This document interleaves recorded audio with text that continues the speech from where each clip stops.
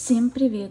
В этом видео я поделюсь, как приготовить желатиновую форму на глицерине и как с помощью этих форм можно приготовить шоколадные инструменты.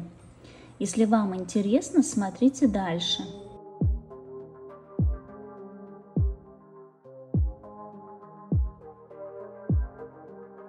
Я часто слышу, что многие пробуют приготовить эту массу из глицерина и желатина, и у них не получается, масса пригорает, и в итоге все выбрасывают. Во-первых, мы берем глицерина немного больше, чем желатина. А обычно советуют брать желатин и глицерин 1 к 1. На 50 грамм желатина я беру 80 грамм глицерина.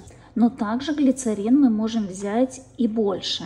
Дополнительно я добавляю 25 грамм обычной воды. Вода нам поможет в том, чтобы эта масса не пригорала, когда мы ее будем подогревать. Перемешиваем глицерин, желатин и воду.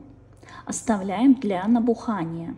Потом эту массу надо подогревать в микроволновке. Подогрели и перемешиваем. Смотрим, растворился ли весь желатин. Если нет, можем опять поставить в микроволновку и подогреть. В тот момент, когда мы ее подогреваем до нужной консистенции, она очень горячая. Только приготовленная масса, она немного вот такая с пузырями, но в целом нам это не мешает. Самые удобные емкости использовать такие, которые мы можем потом разрезать и выбросить. К примеру, вот такой пластиковый или бумажный стаканчик. Прежде чем мы будем готовить с помощью этого шруба молд, шруб надо дезинфицировать спиртом или водкой. Потом высушить и сухой использовать. Наливаем желатиновую массу на шруб, так чтобы он полностью был покрыт. Потом ставлю в морозилку, так быстрее застынет. И разрезаю стаканчик, достаю.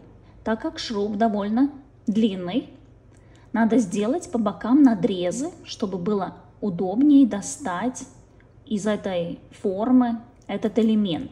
Эти надрезы нам в дальнейшем никак не помешают готовить шоколадные элементы. Очень аккуратно, но в то же время довольненько такой силой надо доставать этот шруб, так как у шруба вот этот рельеф, он довольно хорошо держится к этой массе, но достается в то же время без проблем. И еще важный момент, мы используем не просто какой-нибудь глицерин из аптеки, но это пищевой глицерин. Его можно добавлять также в еду. Он гораздо дороже обычного глицерина, который продается в аптеках.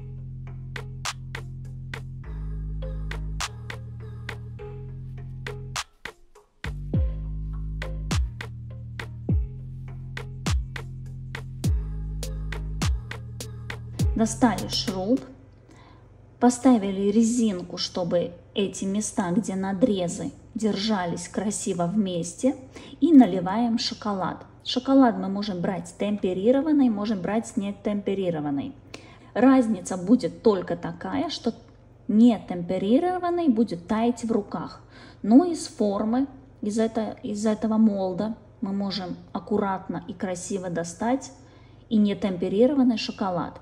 Нам просто надо поставить в морозилку, чтобы шоколад хорошо застыл. Шоколадный шруб из этой формы достается гораздо легче, чем металлический шруб. Немного прижимаю снизу вверх и потом вот такими вращающими движениями достаю шруб.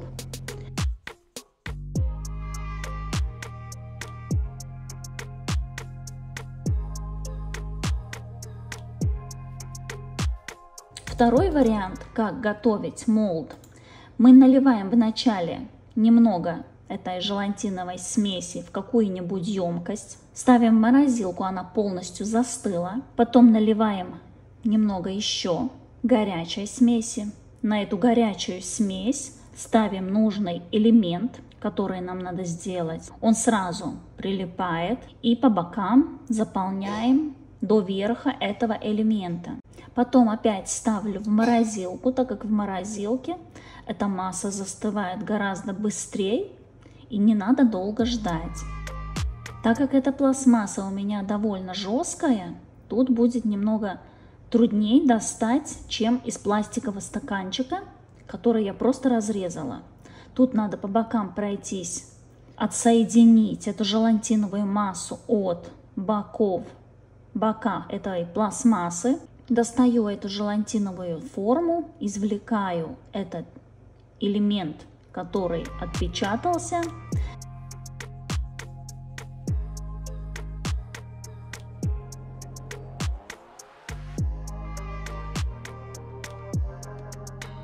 Чтобы сделать корпусный такой декор, наливаю немного шоколада, вращаю, чтобы он распределился, переворачиваю, чтобы излишки вытекли, и ставлю в холодильник. Когда мы готовим корпусные элементы, где у нас только бока из шоколада и серединка пустая, то в морозилку лучше не класть. Тогда ставим в холодильник. Когда мы наливаем шоколад в эти желатиновые формы, шоколад не может быть выше 35 градусов. Если шоколад будет очень теплый, он будет расплавлять эту нашу форму из желатина.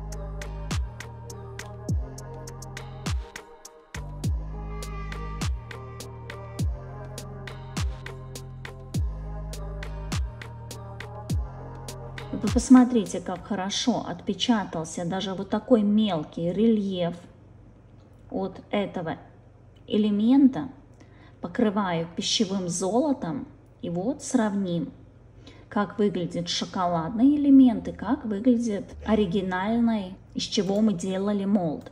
Наверное, самый сложный элемент, который достается из этих желатиновых форм, это вот такая гайка. Так как ей внутри вот этот рельеф, он хорошо очень прицепливается, держится крепко с этой формой, нам металлическую вот эту гайку достать надо с такими большими усилиями. Но извлекается в то же время хорошо, ничего не срывается, так как желатиновая вот эта форма на глицерине, она очень крепкая и не рвется.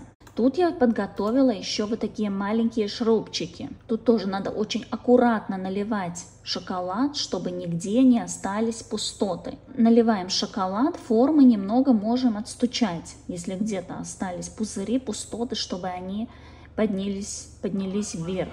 Чем меньше элемент, тем аккуратнее надо наливать шоколад. Потом опять ставлю в морозилку. В морозилке застывает за пару минут. И, как я уже сказала, шоколадный элемент от этой формы отсоединяется очень хорошо, быстро, без усилий. Если металлическую гайку я доставала силой, то шоколадная достается очень легко. Она соскальзывает. Даже вот такие самые маленькие элементы, шурупчики можно приготовить. И как вы видите, весь рельеф отпечатался. Конечно, если наполнили и где-то остались пузыри, тогда наш шоколадный элемент достается и ломается. Поэтому важно аккуратно наполнить без пустот.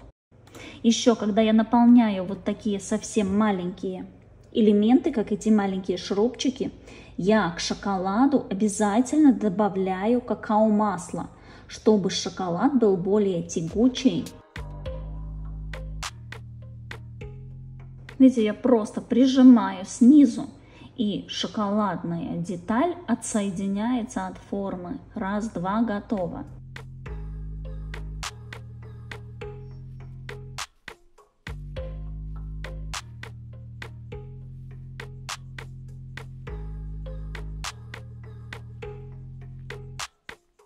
Готовые элементы я покрываю пищевым серебром, придаю металлический цвет. Плюс этой глицериновой массы такой, что мы ее потом можем использовать опять и опять. Растопили, залили, сделали то, что нам надо, нужный нам элемент, потом растапливаем опять и готовим следующий. Так мы можем ее использовать бесконечно. Конечно, надо быть аккуратными, чтобы не перегреть в микроволновке. И вот такие всякие инструменты я приготовила с помощью этих молдов.